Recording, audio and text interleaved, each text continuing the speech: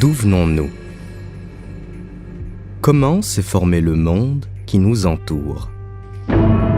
Moteur de réflexion puissant, ces questions répondent à un besoin viscéral de connaître nos origines, notre appartenance et de comprendre ce monde qui nous entoure. Notre planète, la Terre, est une planète semblable aux autres. Comme les autres, elle est unique. Les planètes partagent une partie de leur histoire, mais ont ensuite évolué différemment.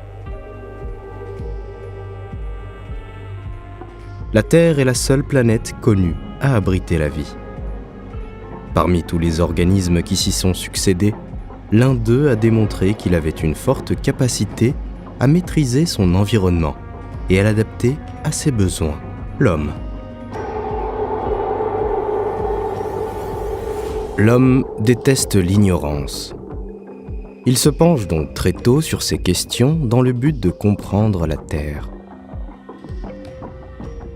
Mais peut-on réellement prétendre connaître la Terre alors que tant d'interprétations et d'incertitudes entrent en jeu ? L'homme étudie le sujet, au début à travers la philosophie, puis par la géologie. L'étude de la lithosphère révèle une quantité d'informations étonnantes nous permettant de remonter jusqu'à sa formation. Aujourd'hui, une histoire de la Terre depuis sa naissance est écrite. Mais le scénario n'est pas figé et continuera d'évoluer au fil des découvertes. Son apparence n'a pas toujours été celle de la belle planète bleue, calme et paisible. Sa naissance et sa petite enfance se déroulent dans le chaos, un enfer sans précédent dans lequel règne une chaleur inimaginable. À quoi ressemblait la Terre il y a 4 milliards d'années ? Chers voyageurs, bien le bonjour. Aujourd'hui, nous embarquons pour un long voyage à travers le temps, depuis la naissance de la Terre jusqu'à aujourd'hui, afin de replonger au cœur de notre planète, au début de sa formation et tout au long de son évolution. Ce voyage est divisé en 4 vidéos qui décriront chacune un quart de vie de notre planète. Vous êtes ici dans le premier chapitre. Avant de partir pour une nouvelle aventure, pense à liker la vidéo et à t'abonner à la chaîne pour ne rien manquer. Merci et bon voyage.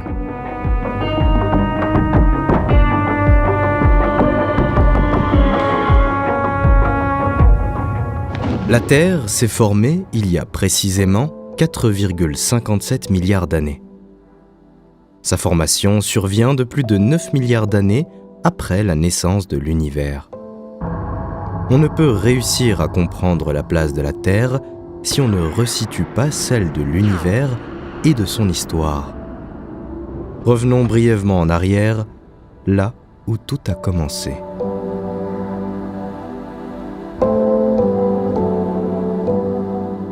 Il y a 13,8 milliards d'années, toute la matière de l'univers naissait.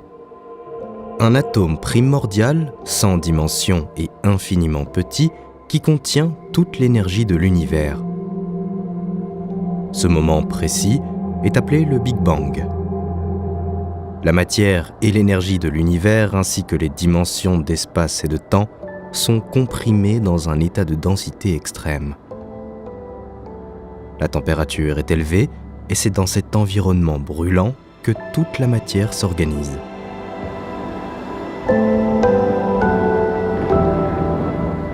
30 minutes après le Big Bang, l'univers atteint la température de 300 millions de degrés et une densité quasi nulle.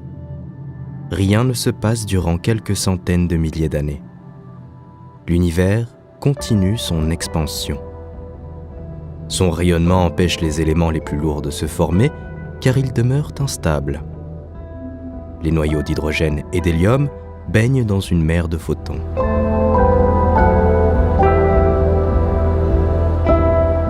Plus de 300 000 ans plus tard, la température atteint les 3000 degrés Celsius.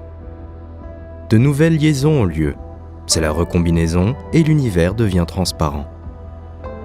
Une première émission soudaine de lumière surgit, appelée le fond diffus cosmologique.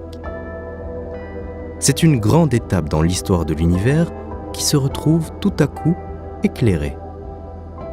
La lueur de ce fond diffus cosmologique se propage jusqu'à nous depuis cette époque.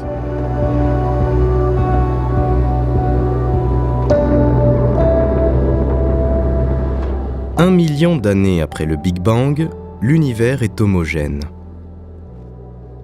Sa température atteint les moins 173 degrés Celsius. Il ne contient aucun astre. La seule lumière est celle du rayonnement fossile. Il poursuit son expansion. De gigantesques masses de matière s'éloignent les unes des autres et des nuages d'hydrogène et des atomes qui se regroupent sous l'effet de la gravité. Des nuages de plus en plus denses se forment. Ce sont les proto-galaxies. Ces dernières présentent des inhomogénéités se traduisant par des zones où la matière va fortement se condenser jusqu'à faire naître les étoiles.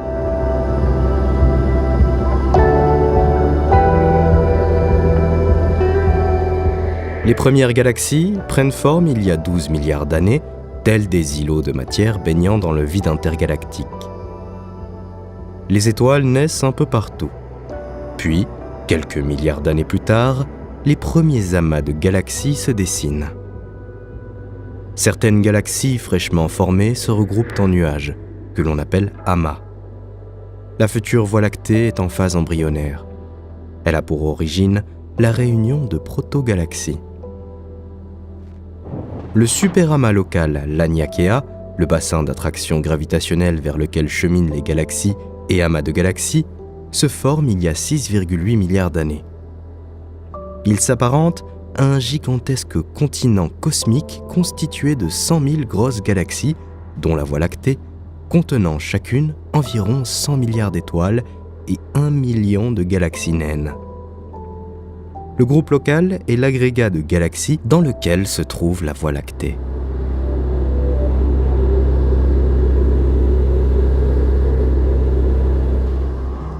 Il y a 4,6 milliards d'années, le système solaire amorce sa formation. Tout commence avec la naissance de l'étoile de notre système solaire, le Soleil. L'énergie sombre est le constituant principal de l'univers. Le superamas local compte plus de 10 000 objets célestes. À sa périphérie se trouve le groupe local, constitué d'une trentaine de galaxies, dont la Voie lactée est la plus éminente. Son halo de matière noire l'a doté d'un disque mince, formé d'étoiles et de gaz, généralement très froid et assez dilué, puisqu'il ne contient que quelques dizaines de milliards d'atomes par centimètre cube. Un de ces nuages interstellaires flotte à 27 000 années-lumière du centre de la Voie lactée. Il est principalement composé d'hydrogène, de quelques soupçons d'hélium et d'autres éléments lourds provenant d'une supernova. Un fragment de cette nébuleuse s'effondre brusquement sur lui-même sous l'effet de l'attraction gravitationnelle. Les atomes s'accélèrent et migrent vers le centre, qui devient plus chaud et plus dense. Le nuage adopte une forme de sphère et le gaz s'échauffe pour rayonner de l'énergie. Le Soleil en devenir est pour l'instant sous la forme d'une proto-étoile. En vue de briller comme une étoile dans cet environnement excessivement froid, atteignant une température inférieure à 270 degrés Celsius, il doit produire suffisamment d'énergie. Le nuage de gaz se contracte jusqu'à atteindre en son centre 10 millions de degrés Celsius. La fusion des noyaux d'hydrogène démarre. L'interaction forte domine sur la répulsion électrique. Les deux atomes d'hydrogène se combinent pour donner un atome d'hélium et libèrent ainsi de l'énergie. Jusqu'à 4 millions de tonnes d'hydrogène brûlent par fusion à chaque seconde, et l'énergie produite dans cette fournaise à 15 millions de degrés Celsius doit sortir.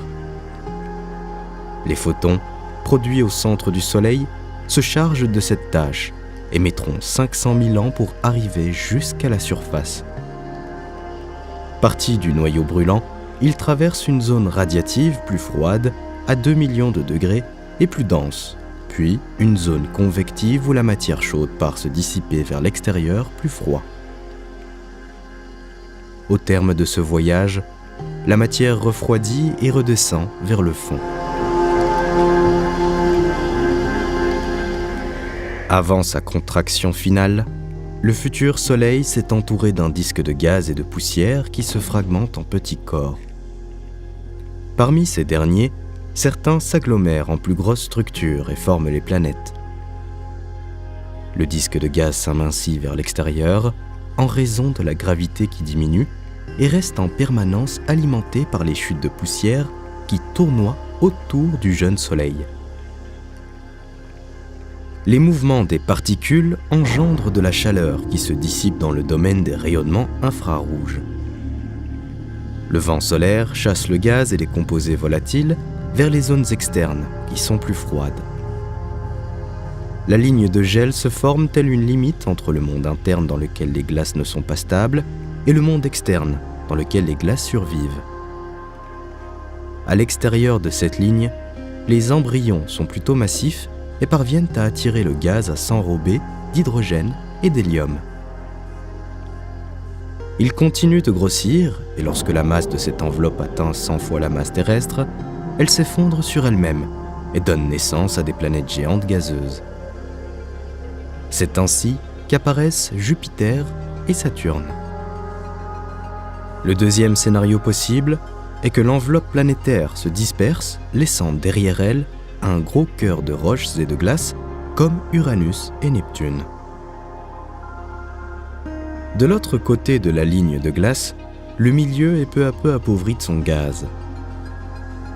Les embryons planétaires évoluent et sont parfois amenés à se croiser, ce qui engendre de violentes collisions entre ces embryons de plusieurs centaines de kilomètres de diamètre dont les orbites sont voisines. Ces chocs libèrent une énergie démesurée. Seulement 4 objets survivront et se verront qualifiés de planètes telluriques. Parmi elles, la Terre. Les planètes telluriques se forment plus tard et plus lentement que les géantes gazeuses, ce qui semble paradoxal puisqu'elles sont plus petites. Les planètes telluriques possèdent toutes un manteau et un noyau, mais chacune possède ses propres particularités. La plus proche du Soleil est Mercure. Puis viennent ensuite Vénus, la Terre et Mars. Nous voici arrivés au moment qui nous intéresse, la naissance de notre planète Terre. L'histoire de la Terre commence ici, il y a 4,57 milliards d'années. Le jeune Soleil en formation est entouré de grains de poussière qui tournent autour de lui. Ces matériaux sont beaucoup trop rapides et ne réussissent pas à le rejoindre. Il s'étale en forme de disque, plus mince en son centre, constitué principalement d'hydrogène et d'hélium et parsemé de minuscules agrégats de substances à l'état solide. À l'image de la poussière qui se regroupe en moutons derrière les meubles, les grains de substance se rassemblent et s'agglomèrent les uns aux autres. Lorsqu'ils atteignent un diamètre au moins équivalent à 800 mètres, la gravité entre en jeu. Ils aspirent la poussière environnante et prennent la forme d'objets de plusieurs kilomètres. Ces jeunes et immenses planétésimaux absorbent toutes les substances qui se trouvent sur leur zone d'influence et c'est ainsi que se forment des embryons planétaires. Ils s'entrechoquent alors entre eux et fusionnent jusqu'à donner naissance à quelques planètes, dont la Terre.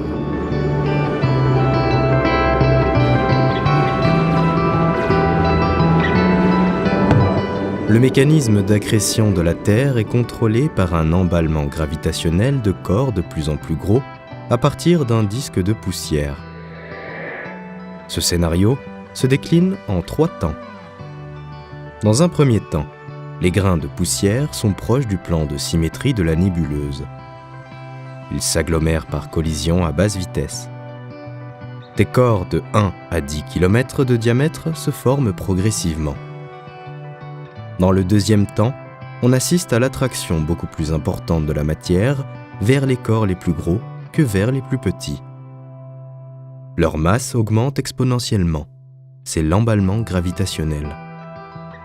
des objets de plusieurs dizaines de kilomètres de diamètre évoluent jusqu'à atteindre des tailles gigantesques de planétésimaux de plusieurs centaines de kilomètres de diamètre. Ces deux premières étapes durent moins de 3 millions d'années.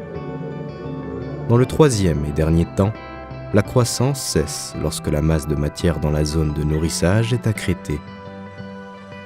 Ne reste alors que des corps de la taille de petites planètes aux orbites excentriques. Cette dernière étape est plus longue que les deux premières. Plusieurs dizaines de planétésimaux de la taille de Mars se forment à ce moment-là dans le disque interne. Ils finissent par entrer en collision les uns avec les autres jusqu'à construire peu à peu une planète. Comment des corps d'accrétion de quelques dizaines de kilomètres de diamètre forment-ils des planétésimaux ? La séparation du manteau silicaté et du noyau métallique s'opère avant l'accrétion des corps. Les corps ont en amont accumulé suffisamment de chaleur pour déclencher cette fusion. Ce qui est possible pour des masses relativement réduites en raison de l'énergie dégagée par la désintégration des éléments radioactifs à courte période.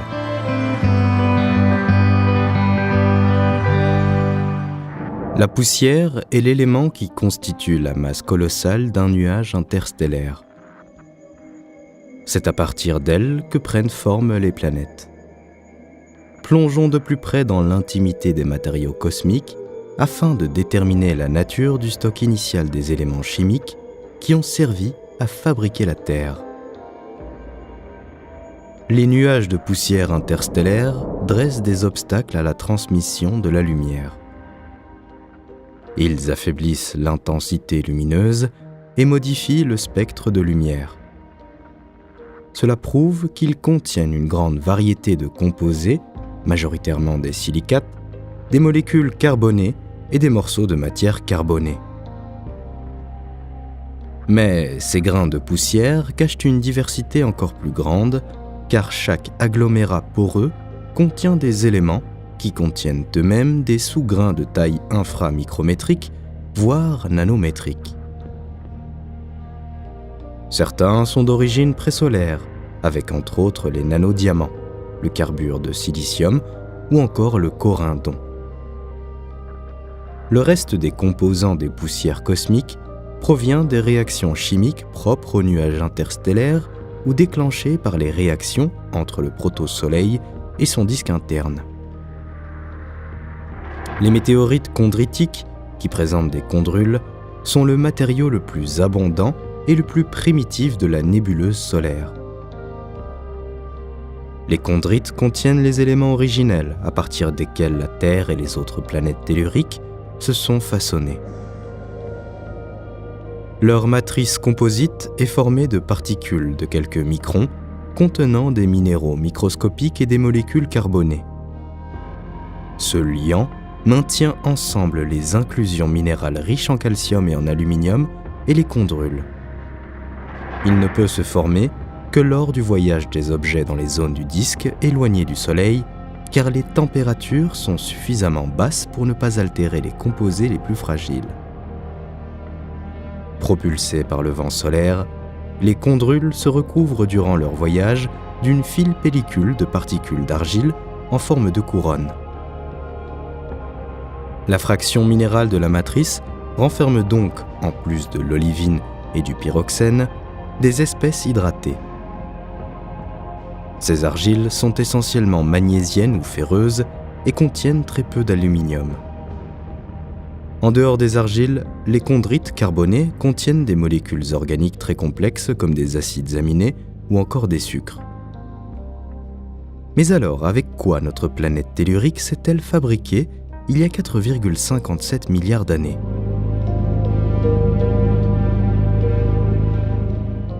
Les chondrites carbonés sont les éléments les plus primitifs qui se sont formés dans la nébuleuse solaire. C'est à partir de ces proportions atomiques initiales que se sont formés les planétésimaux, puis les planètes. La correspondance de la composition de la couronne externe du Soleil et celle des chondrites est quasi parfaite. Les processus de transformation de la Terre depuis sa formation ne font que remanier le stock en déplaçant certains éléments d'un réservoir à un autre. La Terre s'est constituée dans une partie sèche du système solaire, la limite des glaces au-delà de laquelle le système solaire contient des corps glacés ou constituée minéralogiquement d'eau se situe bien plus loin de l'orbite de Mars. La présence d'eau est donc étonnante, d'autant plus que la Terre sera la seule planète à en être pourvue. Bien qu'une partie de l'eau soit apportée par des collisions de météorites, il s'avère que l'autre partie provienne des fameuses chondrites qui ont composé la Terre, puisqu'elles peuvent être riches en eau à hauteur de 20% de leur masse. L'eau sur Terre résulte d'un mélange entre deux sources différentes, les chondrites carbonées et les comètes.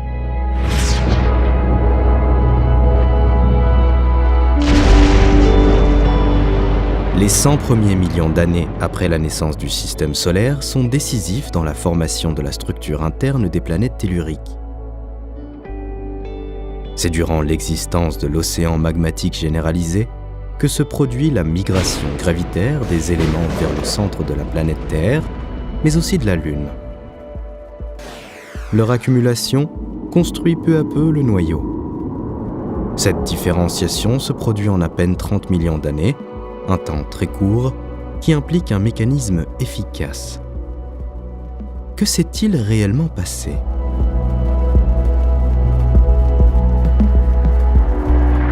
Tout commence avec un équilibre thermodynamique qui scinde le métal et le liquide silicaté dont les densités sont différentes.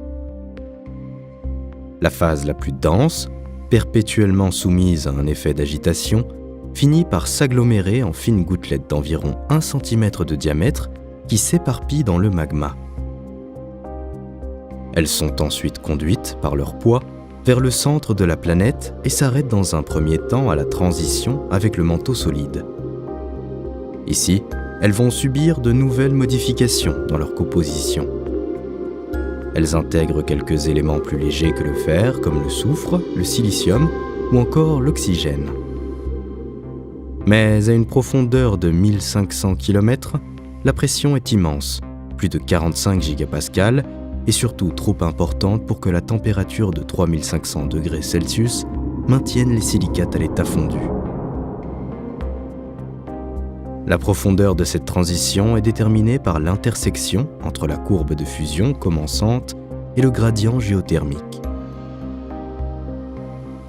Le fer s'accumule en formant des mares plus ou moins larges. Dès que leur masse dépasse une certaine valeur, le contraste de densité est suffisant pour qu'elles traversent la matière solide sous forme de gigantesques gouttes appelées les diapyres. Leur coalescence forme petit à petit le noyau au cœur de la planète. Il est totalement fondu au début de l'histoire de la Terre. Avec le temps et le refroidissement, une graine solide se forme là où la pression est plus importante, c'est-à-dire au centre. Sa rotation dans le liquide métallique engendre un champ magnétique par effet dynamo.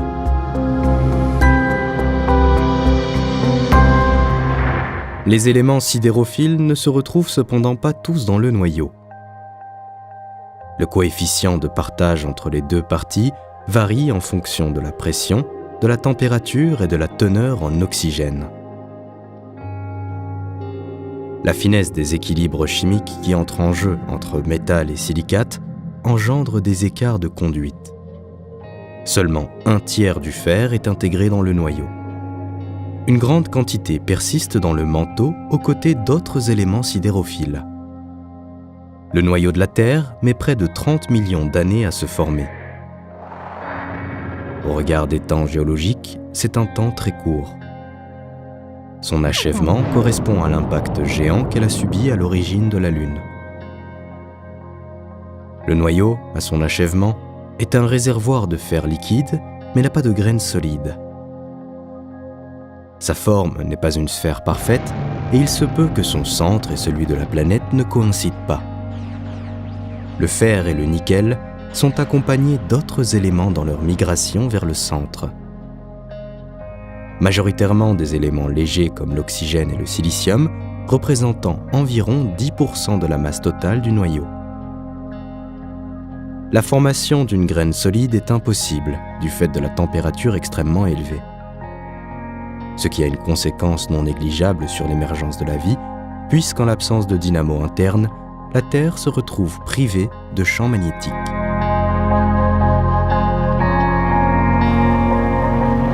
La Terre, sous sa forme primitive, est une boule de lave en fusion. Elle est continuellement frappée de corps et de météorites, faisant entrer en fusion les roches à chaque endroit de l'impact. Ces derniers sont innombrables, et la planète atteint jusqu'à 4700 degrés Celsius à sa surface. Après 100 millions d'années, la surface de la planète est recouverte d'une croûte de roches figées de basalte et comatite qui se fissure et dérive au gré de l'effervescence des profondeurs. Le manteau de la Terre est solide et est constitué d'une partie en olivine et d'une autre en pérovisquite. La température encore relativement élevée stimule les cellules de convection qui continuent de brasser ces matériaux. Leur viscosité n'en fait pas encore une structure complètement solide et ils sont continuellement déformés. Après 160 millions d'années, l'océan magmatique généralisé est cristallisé en totalité. Après la croissance exponentielle de sa masse, la jeune Terre traverse une période de calme durant laquelle les impacts météoriques diminuent considérablement. Une fois 90% de sa masse accrétée, un événement non des moindres survient, grâce auquel la Terre atteindra sa taille actuelle. Un dernier impact géant avec la planète Theia.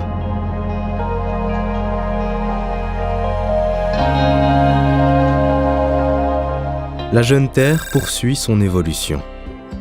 Son accrétion est quasiment terminée. Suite à la période d'emballement gravitationnel, elle a atteint 90% de sa masse actuelle. Elle s'est refroidie et atteint une température de 1100 degrés Celsius à sa surface.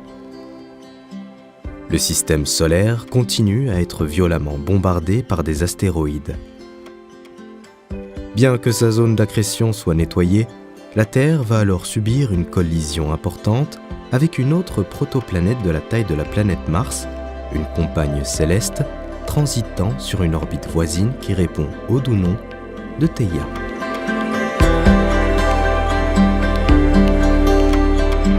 Theia vient impacter violemment la planète. Une quantité significative de matériaux se trouve éjectée loin de la Terre. Theia est totalement disloquée, ainsi que la couche externe et une partie du manteau. Une grande partie du fer de son noyau est transférée à la Terre. Un anneau de débris se forme autour de la Terre pour ensuite s'accréter en un temps très court, de l'ordre d'une centaine d'années, et former un satellite, la Lune. L'énergie impliquée lors de l'impact est considérable. Ce sont des milliards de tonnes de matériaux qui sont fondus et vaporisés. Sur certaines parties de la Terre, on relève une température atteignant les 10 000 degrés. La couche externe de la Terre se fond en un océan de magma sur au moins 1000 km de profondeur. La fusion des silicates génère un magma pauvre en silicium. Les solides résiduels silicatés qui sont plus denses constituent le manteau inférieur.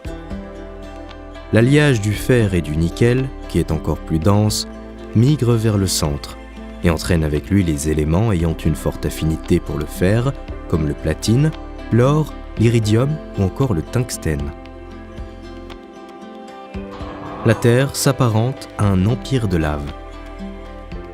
Elle est désormais constituée d'un noyau liquide d'environ 3400 km de diamètre, d'un manteau inférieur de 1900 km d'épaisseur et d'un manteau supérieur, l'océan magmatique, de 1000 km d'épaisseur. La fusion du manteau supérieur laissant échapper la quasi-totalité des gaz, une atmosphère commence à se former. La Terre n'a ni eau ni croûte. Le système solaire est alors beaucoup trop chaud pour permettre à l'eau d'exister sous forme liquide. Elle ne contient pas assez d'hydrogène pour que son oxygène puisse former de l'eau.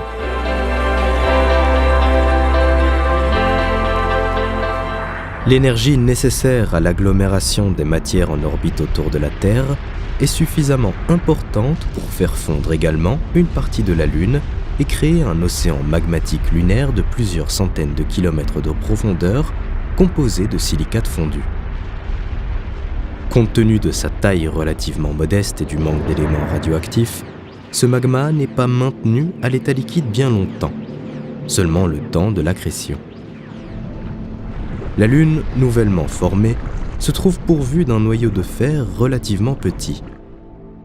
Cela s'explique par le fait que le noyau de Theia a majoritairement fusionné avec celui de la Terre. La Lune gardera les cicatrices de ce choc. La Terre, quant à elle, sera remodelée grâce à l'activité volcanique et l'érosion. La collision entraîne l'inclinaison de l'axe de la Terre de 23,5 degrés, ce qui engendre les saisons. L'axe de la Terre est la ligne imaginaire qui relie le pôle Nord au pôle Sud. C'est autour de lui que la planète effectue sa rotation. Lors de la collision entre Theia et la Terre, cet axe d'inclinaison est dérivé par rapport au plan écliptique, le plan de l'orbite de la Terre autour du Soleil.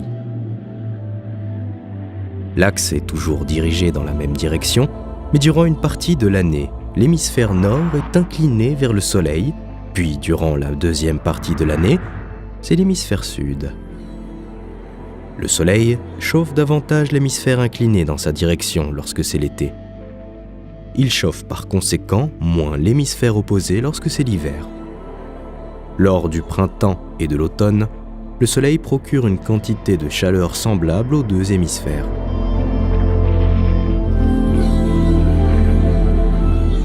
Le couple Terre-Lune, de dimensions non négligeables et se situant à des distances relativement proches, va subir les effets de la gravitation, ce qui va occasionner le phénomène de force des marées.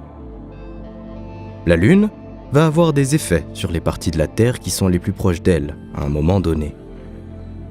Le point de surface terrestre qui lui fait face subira plus les effets de la force de gravité que le point de surface qui se trouve à l'opposé au même moment. La Terre est soumise à des forces différentielles qui vont l'étirer en direction de la Lune et la comprimer dans la direction des pôles. L'effet le plus flagrant de cette influence a lieu sur la partie la moins rigide de la Terre, qu'est l'océan. Son état liquide réagit aisément à l'influence de la gravité locale, ce qui engendre le phénomène des marées.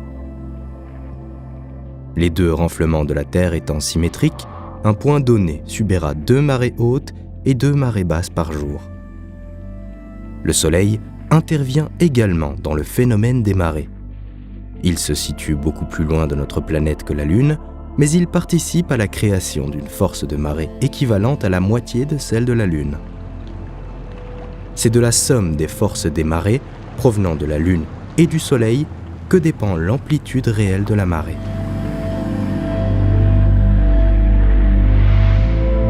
Les forces des marées vont également avoir un effet sur les parties rigides de la Terre. La croûte terrestre est ainsi étirée dans la direction de la Lune sous son influence. Si la Lune et la Terre avaient des périodes de rotation identiques, le renflement serait constamment braqué vers la Lune. Toutefois, la rotation du satellite est beaucoup plus lente que celle de notre planète. Le renflement de la Terre est rigide et entraîné par la rotation de la planète elle-même, qui le fait graviter plus vite que la Lune et pointer en avant de son mouvement. L'attraction gravitationnelle de la Lune sur le renflement va l'orienter vers l'arrière et l'empêcher de suivre le mouvement de la Terre. Au fil des millions et des milliards d'années, ce jeu gravitationnel ralentira la rotation de la Terre et accroîtra le moment orbital de la Lune, ce qui provoquera un éloignement progressif de celle-ci et une diminution de sa vitesse de révolution. La période de rotation de la Terre augmentant et celle de la Lune diminuant, les deux objets vont converger vers une situation de rotation synchrone. À partir de ce moment, la Lune présentera toujours sa même face à notre planète.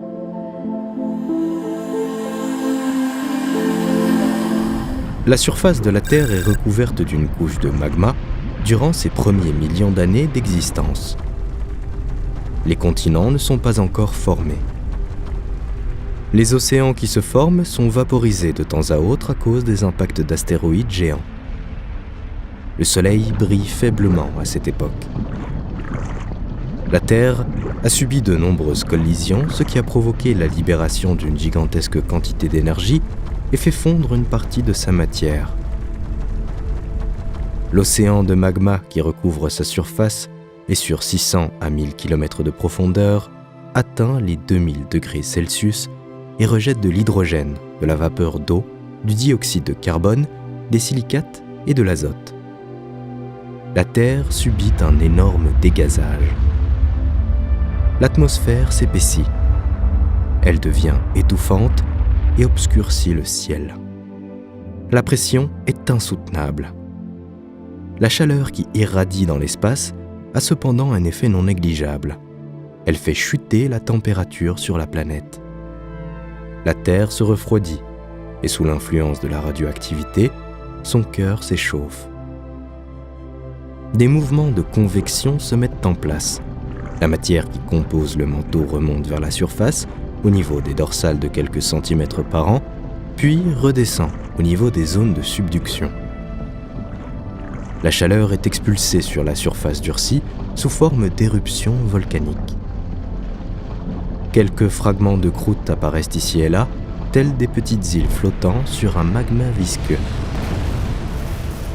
Les volcans rejettent à leur tour des gaz dans l'atmosphère.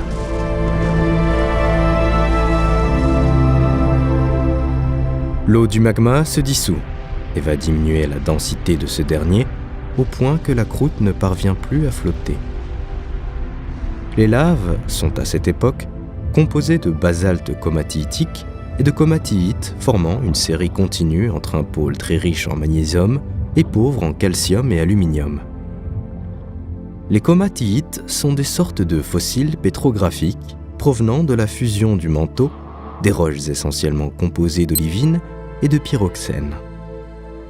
Plus aucun volcan n'en produit aujourd'hui.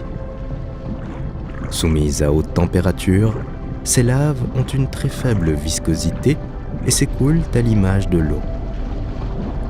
À l'interface avec l'atmosphère, ces laves subissent un choc thermique, ce qui engendre la formation de cristaux squelettiques d'olivine qui s'apparentent à des arêtes de poisson et s'enchevêtrent.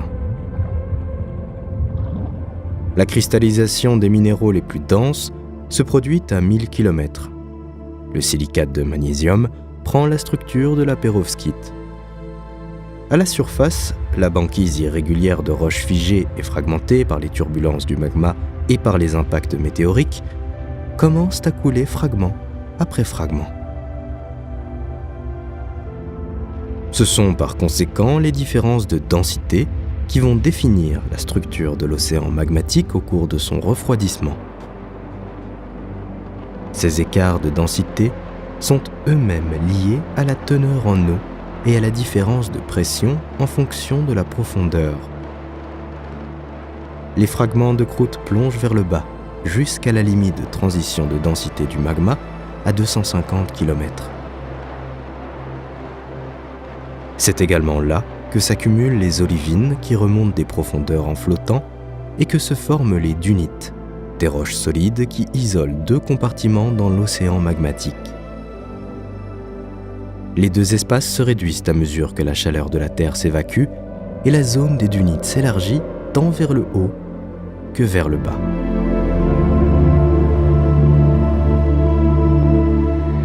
Des turbulences violentes s'abattent sur la Terre. La partie supérieure en est fortement perturbée et des banquises mobiles de roches de basalte se déplacent à la surface. La Lune se situe à seulement 25 000 km de la Terre et déclenche de gigantesques marées. La masse de magma dégage une chaleur insoutenable. Et pourtant, en certains endroits de la surface, il fait froid. L'énergie solaire est plutôt faible et est compensée par un puissant effet de serre d'une atmosphère emplie de gaz carbonique, de méthane et d'hydrogène sulfuré. Il se produit un déficit énergétique qui provoque la solidification de la lave. Des banquises de basalte et de comatite, en partie serpentinisées, flottent et sont déplacées sur la partie supérieure de l'océan magmatique. Un gradient thermique fort s'installe entre la surface et les profondeurs et de nombreuses cellules de convection très actives se forment.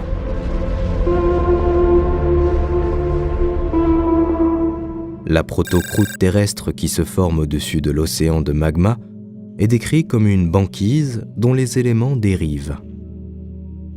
Mais la composition de la lave à cette époque et sa réaction avec l'eau ont joué un grand rôle. La Terre, qui est très chaude, entretient plusieurs cellules de convection. Leurs branches ascendantes émergent à la surface à la manière de chaînes volcaniques, comparables aux rides médio-océaniques qui limitent les plaques et produisent beaucoup de lave. Leur gigantesque longueur cumulée leur permet d'évacuer la chaleur interne. Néanmoins, même si les conditions sont extrêmement difficiles, l'eau liquide existe à l'interface avec l'atmosphère puisque des proto-océans prennent forme et se reforment même après avoir subi des impacts qui les vaporisent. Les réactions d'altération aqueuse provoquent la formation d'argiles magnésiennes en surface et la transformation des olivines et des pyroxènes en serpentine en profondeur. Recyclés dans l'océan magmatique, ces minéraux servent de transporteurs pour introduire des molécules d'eau dans ce qui va former le manteau supérieur. L'eau est partout. Elle diminue le point de fusion des silicates et permet ainsi une fonte à une température plus basse. C'est un véritable cycle de l'eau qui se met en place entre les roches et l'atmosphère. Plus la chaleur de la Terre s'évacue, plus les banquises de roches se forment.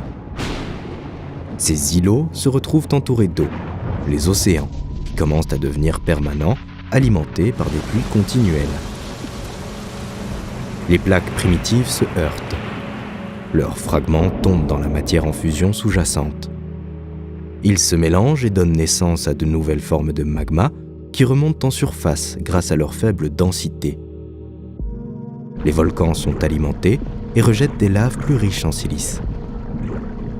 À quelques kilomètres de l'interface avec l'atmosphère, ils cristallisent et forment des plutons, des massifs de roches composés de feldspath, micas et quartz. Ces dernières constituent une famille de roches particulières dont l'histoire est étayée par des cristaux appelés zircons. Ce minéral de la croûte terrestre est utilisé de nos jours pour la datation radiométrique du fait de sa forte résistance aux changements chimiques. Il prend une forme de cristaux ou de grains dans les roches hautes, ignées et métamorphiques. Il demeure dans le futur en très faible abondance, car la tectonique des plaques implique un recyclage des matériaux. Lorsque la roche est ensevelie profondément, elle se retrouve chauffée et peut fondre ou recristalliser. Ces roches en formation sont les prémices de véritables continents. Leur densité est plus faible que le magma en dessous d'elles. Elles flottent donc en surface. Accolées au pluton, elles forment les cratons, les ébauches des futurs continents. La Terre commence à se dessiner dans la structure qui nous est plus ou moins familière.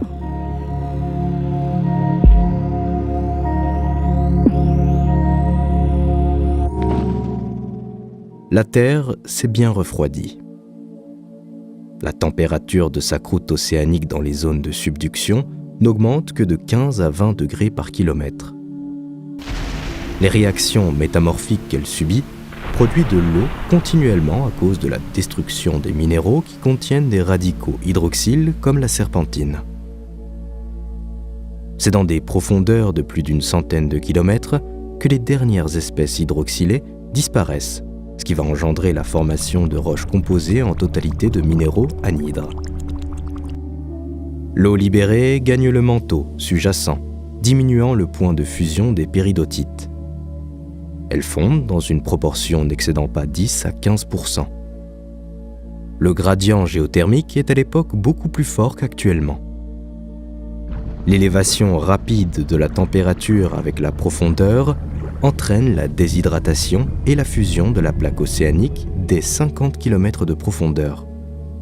Le gradient géothermique diminue.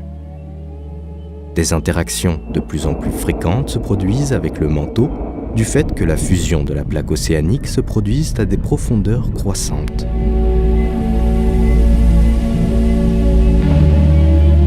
La Terre atteint sa taille actuelle. Elle est toujours soumise à l'énergie colossale dégagée lors de la collision.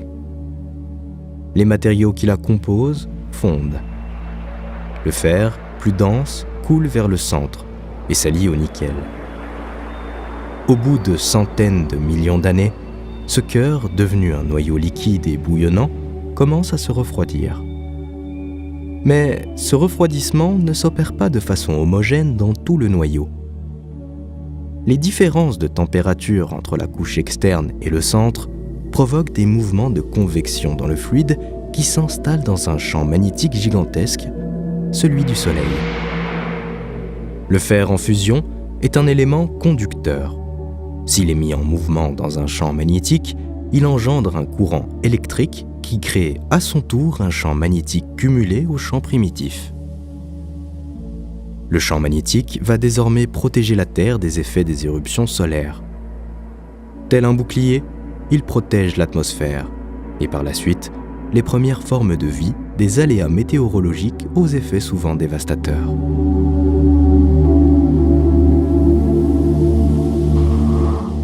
Les impacteurs de la prototerre, que ce soit Theia, les planétésimaux et les météorites, sont constitués de roches, de métaux, de gaz, mais également d'une grande quantité de glace d'eau.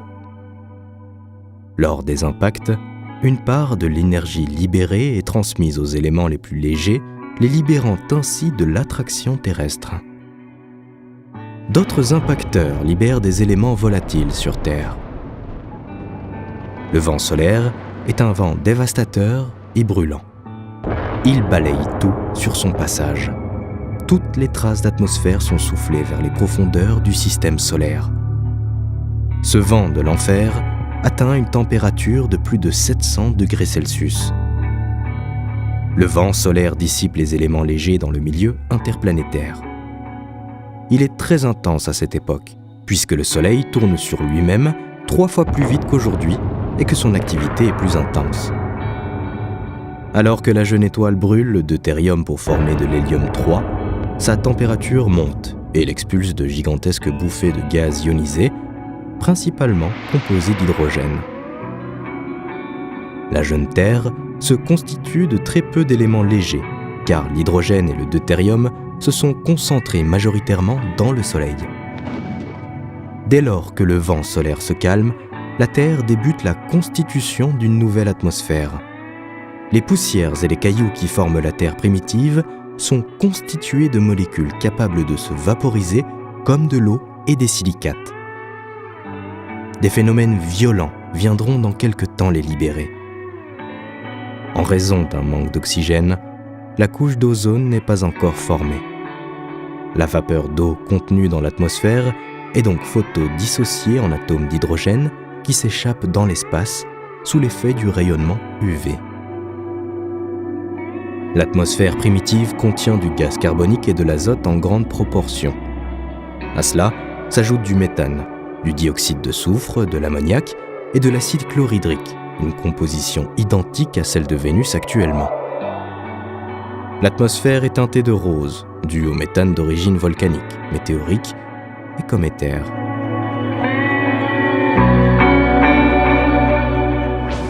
La planète s'apparente à une véritable cocotte minute. L'eau est très chaude, aux alentours des 200 degrés Celsius, et fortement concentrée en sel.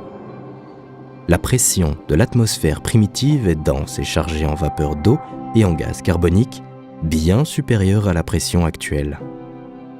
La croûte qui se forme sur la surface de la Terre empêche les échanges de chaleur avec l'extérieur et cause un brusque refroidissement. La vapeur d'eau présente dans l'atmosphère se condense et un véritable déluge s'abat sur toute la surface de la Terre. Cette dernière, encore très chaude et toujours bombardée d'astéroïdes, reçoit des précipitations de l'ordre de 4 à 7 mm d'eau par an, soit 10 fois plus que les pluies qui tombent dans les zones tropicales actuelles. En seulement 1000 ans, la totalité des océans est formée. Ces océans ne restent pas en place bien longtemps. Dès lors qu'un astéroïde de plus de 5 km de diamètre tombe sur la Terre, il produit une énergie telle qu'il vaporise toute l'eau en place jusque-là. Le bombardement s'apaise, l'atmosphère se refroidit et les océans se reforment, jusqu'au prochain impact. Les astéroïdes et les comètes n'ont pas que des effets néfastes pour l'arrivée de l'eau sur Terre. Leur contenu est riche en eau et rejoint en partie l'atmosphère.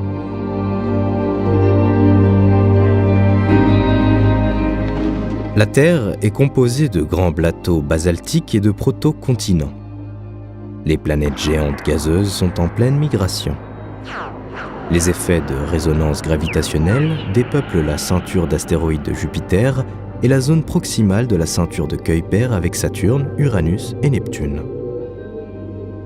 Un redoublement des impacts cométaires et météoriques survient durant quelques millions d'années. La Lune, Mars, Mercure et la Terre sont violemment touchés. Leur surface est marquée par de nombreux cratères d'impact. Certains astéroïdes impactant la Terre ont un diamètre de taille supérieure à la taille de la France. Les chocs sont d'une telle violence que l'énergie libérée suffit à vaporiser une partie des océans. Ce lourd bombardement tardif change l'apparence de la Terre et réintroduit des éléments chimiques que l'on ne trouvait plus qu'en quantité négligeable. La surface est comme ensemencée de nouvelles graines. Les possibilités de transformation inorganique et organique qui surviennent au contact de l'eau des océans et de l'atmosphère sont révolutionnées. C'est une porte ouverte au développement de la vie.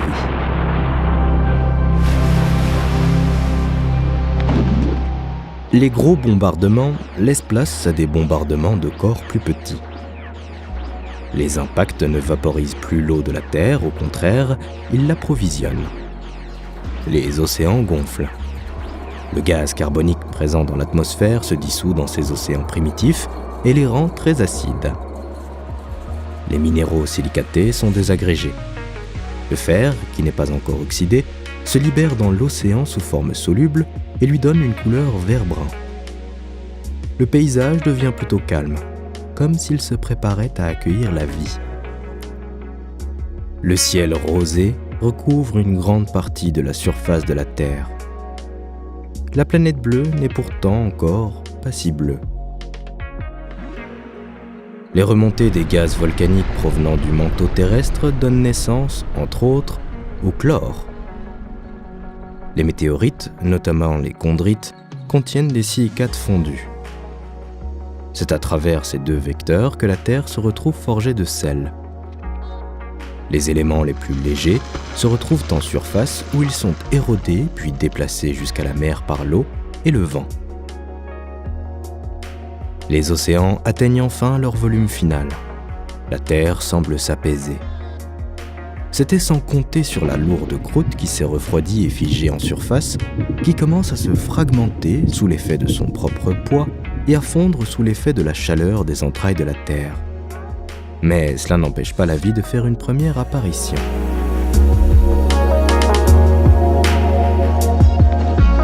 Traditionnellement, une planète devient habitable dès lors que l'eau est stable en surface.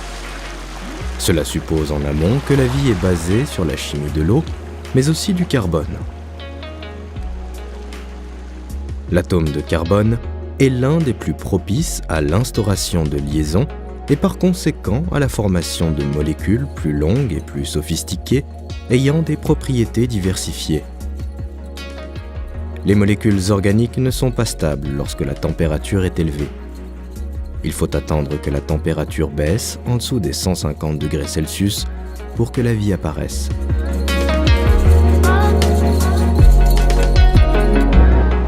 La vie à cette époque est totalement bactérienne.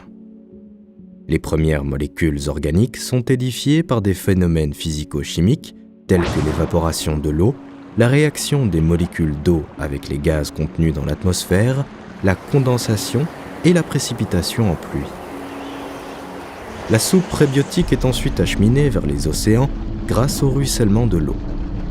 Cette soupe mène à la formation d'une sorte de membrane à la surface de l'eau. Ébranlée par le courant, la membrane se fractionne en gouttelettes qui enferment d'autres molécules séparées du milieu ambiant, les coacervats. Les bactéries, à cette époque, se nourrissent de la transformation chimique de molécules organiques présentes dans le milieu aquatique. Au bout d'un certain temps, faute de trouver ce type de nourriture, elles commencent à se manger les unes les autres.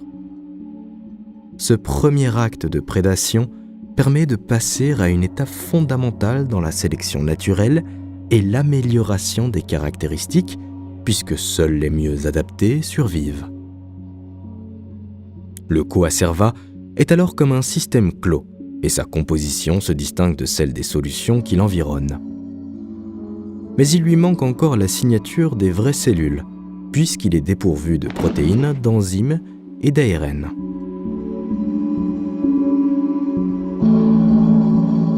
L'émergence de la vie est, de façon très simplifiée, un processus en 2 étapes impliquant un mécanisme purement chimique, la chimie prébiotique, puis une série de réactions biogéochimiques complexes résultant des toutes premières manifestations de l'activité biologique. La 2e étape appartient déjà au monde du vivant et conduit les coacervats à s'enrichir jusqu'à atteindre le stade des protobiontes, des sortes de capsules délimitées par une membrane lipidique qui contient une émulsion de produits organiques, lipides, sucres et protéines. Ils sont les prémices des protocellules, sont non libres et très dépendants de leur support minéral. Puis, la catalyse par les enzymes et les ribosomes se substitue aux surfaces minérales. Un véritable métabolisme autotrophique, qui se nourrit de produits inorganiques prodigués par l'environnement, émerge. Les protobiontes voient leur masse augmenter et parviennent à se diviser. Leur structure se complexifie et s'apparente à celle des bactéries. C'est ici que l'UCA, c'est-à-dire Last Universal Common Ancestor, l'ancêtre commun universel, dont toute la vie émerge sur Terre. Il n'est pas le premier organisme vivant, mais bien un organisme complexe déjà issu d'une longue évolution guidée par la sélection naturelle. L'UCA est une cellule non libre, très dépendante de son support minéral, confinée dans les micropores de cheminées hydrothermales alcalines. Il présente un métabolisme basé sur des réactions d'oxydoréduction et est en capacité de se reproduire. Elle ne peut pas se nourrir de matière organique préexistante.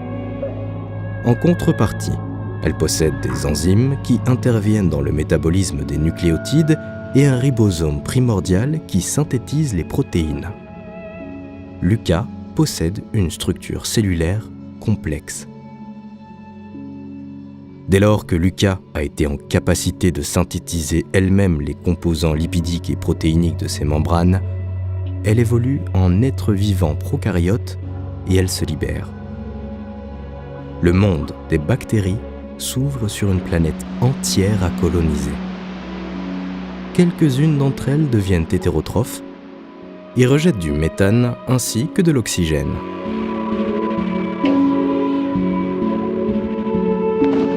Dans les noyaux continentaux et autour d'eux se mettent en place des ceintures de roches volcaniques vertes avec leurs produits d'érosion. Parmi ces roches, les comatites proviennent de magmas profonds générés par une fusion poussée de plus de 20% du manteau de la Terre. Cela suggère beaucoup de chaleur pour parvenir à faire fondre une aussi grande part du manteau. Ces chaînes de montagnes qui se mettent en place sont aussitôt la proie de l'érosion. C'est le phénomène de l'orogenèse. Les mouvements tectoniques de la croûte terrestre amènent progressivement à la formation d'un supercontinent appelé Vaalbara. Un supercontinent est une masse continentale qui regroupe plusieurs continents. Il se forme par cycle grâce à des actions de fragmentation et d'assemblage influencées par la tectonique des plaques. Les supercontinents bloquent le flux de chaleur de l'intérieur de la Terre, ce qui engendre une augmentation de la chaleur de l'asténosphère et quelquefois l'apparition de phénomènes sismiques sur la lithosphère, comme la formation de volcans.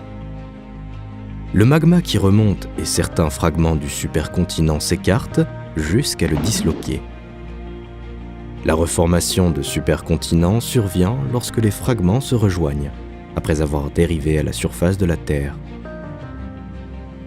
Le supercontinent Vaalbara prend forme grâce à la contraction de deux cratons, Cap Vaal et Pilbara. Les cratons sont les premières montagnes du début de la Terre.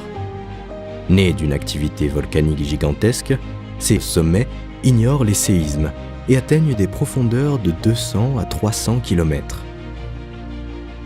Le craton du Cap Vaal s'étend sur une zone d'1 200 000 km² dans l'actuelle province du Limpopo, en Afrique du Sud. Sa formation et sa stabilisation sont dues à la présence de batholithes granitiques, qui ont épaissi et stabilisé la croûte continentale. Le craton de Pilbara, quant à lui, se situe dans l'actuelle région de Pilbara, en Australie occidentale. Ces deux cratons sont les deux seules croûtes continentales préservées.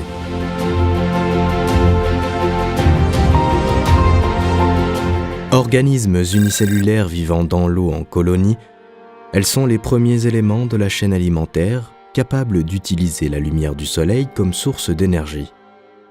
Les cyanobactéries sont unicellulaires et n'ont pas de noyau. Elles sont composées de deux zones différenciées. En périphérie, c'est le chromoplasma qui assurera la photosynthèse et les fonctions de respiration et de fixation de l'azote. Au centre de la cellule, le centroplasma contient l'ADN. Elles sont le plus souvent de forme filamenteuse et d'aspect gluant. Elles synthétisent leur propre nourriture grâce à la photosynthèse et produisent des déchets, avec entre autres l'oxygène.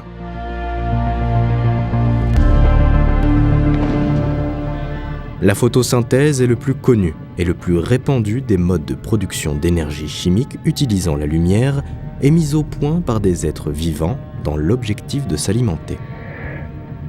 Elle est réalisée grâce à des pigments organiques chlorophylliens. La photosynthèse se décline en deux variantes, oxygénique et anoxygénique, la dernière étant la plus ancienne. Elle concerne uniquement les bactéries telles que les bactéries vertes du soufre, les bactéries pourpres ou encore les héliobactéries vivant en milieu aqueux dépourvu ou pauvre en oxygène et contenant du soufre réduit dissous. Les pigments actifs de ces bactéries sont les bactériochlorophylles. La photosynthèse oxygénique, quant à elle, est réalisée par les cyanobactéries et les eucaryotes comme les algues et plantes terrestres, qui sont des organismes se nourrissant sans assimiler d'autres organismes. Leurs pigments actifs sont les chlorophylles. La photosynthèse appartient à la classe des équations chimiques d'oxydoréduction. Le rayonnement solaire fournit l'énergie pour la réaction. Les pigments captent l'énergie lumineuse. Le cœur de ces pigments est une structure chimique cyclique enfermant un atome de magnésium. Les pigments chlorophylliens absorbent de préférence la lumière solaire rouge, d'où leur couleur verte. Quant aux pigments bactériochlorophylliens, ils ont une préférence pour la lumière rouge et l'infrarouge proche.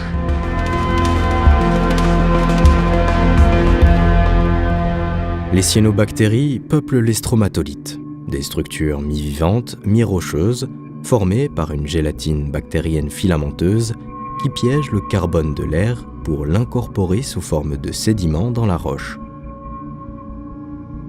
Les stromatolites se forment par un processus étonnant. Les colonies de cyanobactéries font leur photosynthèse durant la journée. Dans des eaux riches en sels minéraux, cette réaction favorise la précipitation de calcaire qui se dépose sur la couche de bactéries. La nuit, ces mêmes bactéries produisent comme un mucus sur lequel viennent se coller les sédiments en suspension. La première colonie de bactéries est étouffée sous un tapis de pierre, d'où le nom stromatolithe, puisque stroma signifie tapis en grec, et lithos signifie pierre. Une autre colonie de bactéries vient s'installer sur ce feuillet minéral jusqu'à former une roche. La construction des stromatolithes est lente, puisqu'elle ne gagne que 0,4 mm par an en moyenne. Leurs formes peuvent varier selon la profondeur et les mouvements de l'eau.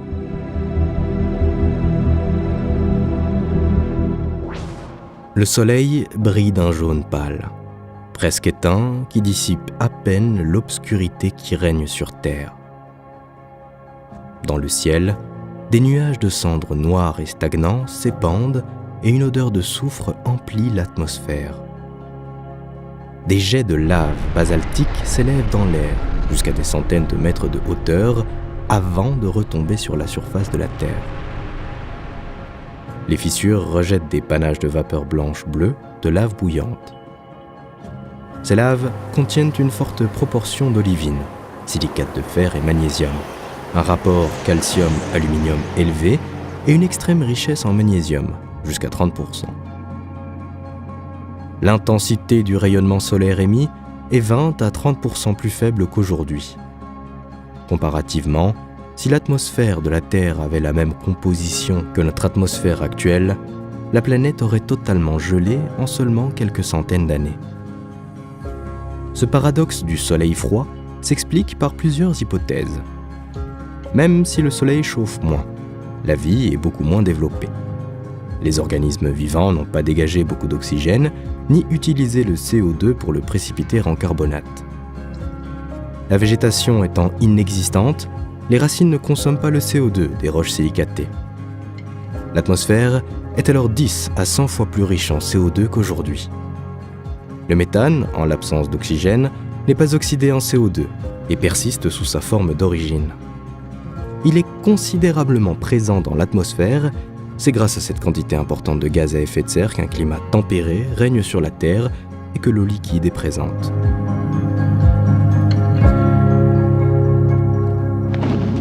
Les premiers organismes vivants présents dans l'eau utilisent le rayonnement du soleil pour transformer l'eau et le CO2 en glucides. Ce processus de transformation libère un déchet, l'oxygène. Ce dernier est très nocif pour le vivant de l'époque. Certains organismes anaérobies stricts voient l'oxygène comme un poison mortel. Il n'est pas un élément toxique par lui-même, mais par les dérivés qu'il va former au contact de certaines autres substances biologiques, avec par exemple l'ion superoxyde ou l'eau oxygénée. Les organismes aérobies disposent de systèmes rendant ces dérivés inoffensifs. Mais les premiers organismes vivants ont une sensibilité accrue à l'oxygène. Ce dernier, l'oxygène, ne s'accumule pas tout de suite dans l'atmosphère, puisqu'il est produit par les organismes vivant dans les océans. En réaction avec le fer présent dans l'eau, il précipite en oxyde de fer et reste donc limité au milieu aquatique.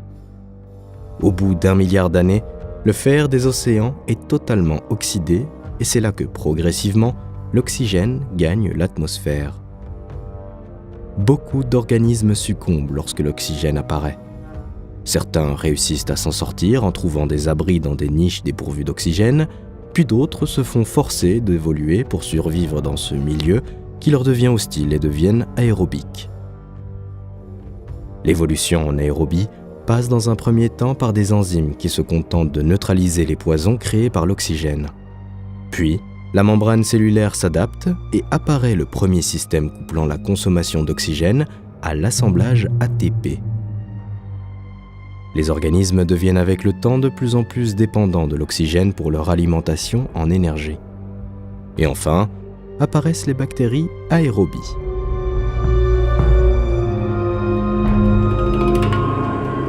Succédant au supercontinent Vaalbara, le paléocontinent Ur émerge à la suite de collisions successives de différents arcs insulaires d'origine volcanique.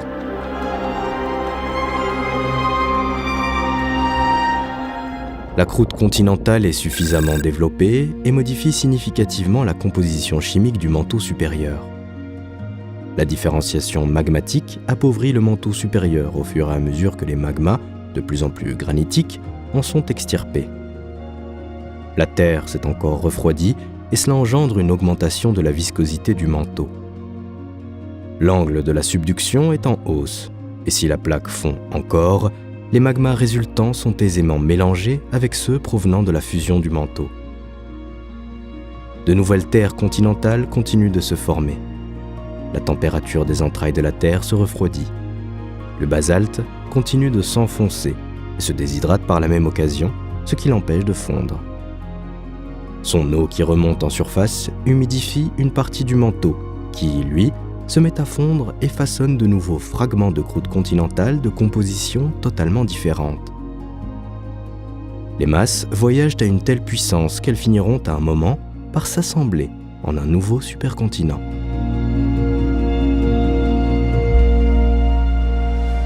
En plus d'1 milliard d'années depuis sa formation, la Terre change tant dans sa composition que dans son apparence.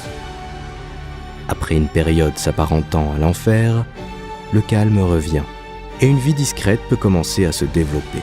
Cette vie va se retrouver confrontée à de nouveaux bouleversements et va devoir évoluer et s'adapter à ces changements de conditions qui lui sont imposés.